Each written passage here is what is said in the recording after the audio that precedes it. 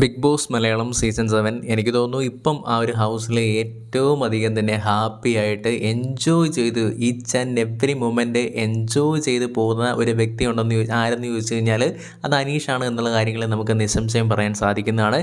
എന്തായാലും ലക്ഷ്മി ചോദിക്കുന്നുണ്ട്, ഇനി തുടക്കത്തിലെ പോലെ തന്നെ നിങ്ങളൊരു മാറ്റം ഉണ്ടാകുമോ എന്നുള്ള രീതിയിൽ ചോദിക്കുന്നുണ്ടോ? ഇല്ല, ഒരിക്കലും എനിക്ക് അങ്ങനെ ഒരു മാറ്റം ഉണ്ടാകില്ല.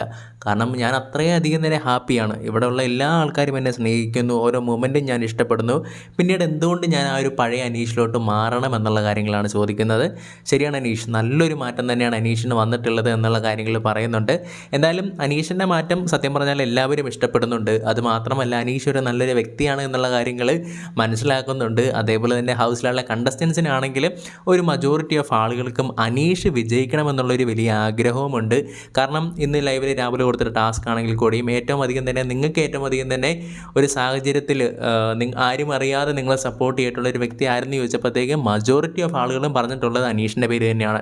അതല്ലെങ്കിൽ മറ്റ് കണ്ടസ്റ്റൻസിൻ്റെ പേര് പറയുമ്പോൾ കൂടിയും അതിനകത്ത് അനീഷിനെ ഉൾപ്പെടുത്തുന്നുണ്ട് എല്ലാ ആൾക്കാരും. അതുകൊണ്ട് തന്നെ നമ്മുടെ സീസൺ 7 ഹൗസിലുള്ള കണ്ടസ്റ്റൻസിൻ്റെ ഒരു ഇഷ്ടതാരമായി മാറിയിരിക്കുകയാണ് അനീഷ് ഇപ്പോൾ.